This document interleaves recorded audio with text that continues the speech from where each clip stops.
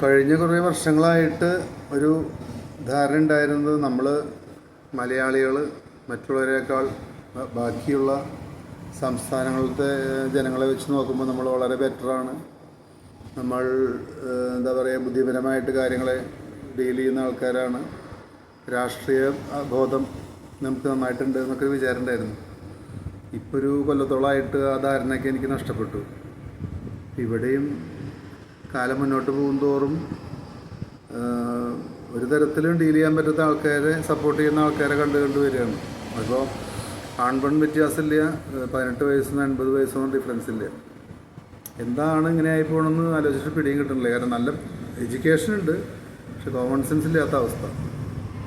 എന്നിട്ട് ഓരോ നിസ്സാര കാര്യങ്ങൾ പറഞ്ഞ് വളരെ മോശമായിട്ടുള്ള ആൾക്കാരെ സപ്പോർട്ട് ചെയ്യുന്ന രാഷ്ട്രീയ ഒരു ബോധം.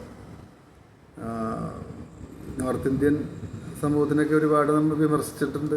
അവിടെ ശരിയല്ല, പഠിപ്പില്ല, അതുകൊണ്ടാണ് അവിടെ ഇങ്ങനത്തെ ഭരണം കാര്യങ്ങളും എത്ര അനുഭവിച്ചാലും പഠിക്കാത്ത ആൾക്കാരെന്നൊക്കെ വിചാരിച്ചിരുന്നു. ഇപ്പോൾ കാണുന്ന കാഴ്ച നമുക്ക് ശരിയായ വിദ്യാഭ്യാസം, രാഷ്ട്രീയമായിട്ടുള്ള വിദ്യാഭ്യാസം ഇല്ല.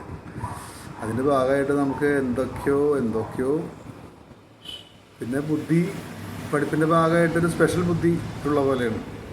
നമ്മൾ എങ്ങനെയൊക്കെ റിയാക്ട് ചെയ്യാമെന്ന് പറയാൻ പറ്റുന്നില്ല. വളരെ വക്രബുദ്ധി, നേരെ എന്നുള്ള ചിന്തയില്ലാതെ എന്തൊക്കെയോ കാട്ടിക്കൂട്ടണം. പറഞ്ഞ് ഒന്നും കൺവിൻസ് ചെയ്യാനൊന്നും പറ്റുന്നില്ല. എന്ത് സംഭവിക്കാം? അപ്പോൾ എങ്ങനെയാണ് ഇത്രയും പല രാഷ്ട്രീയ പാർട്ടികളിൽ പെട്ടിട്ടുള്ള ആൾക്കാർ, കള്ളന്മാരെ ഇത്രയധികം സപ്പോർട്ട് ചെയ്യുന്നത് എങ്ങനെയാണെന്ന് ആലോചിച്ചൊരു പിടിയും കിട്ടണില്ലേ? ചോദിക്കുമ്പോൾ വളരെ വിചിത്രമായിട്ടുള്ള മറുപടികൾ പറയുന്നത് കേൾക്കാം. നേരെ പോ എന്നുള്ളൊരു അവസ്ഥയില്ല. എന്തിനാണ് അയാൾ ഇഷ്ടപ്പെടുന്നത് ചോദിക്കുമ്പോൾ കൃത്യമായിട്ടുള്ള മറുപടി ഒന്നും കിട്ടണില്ല.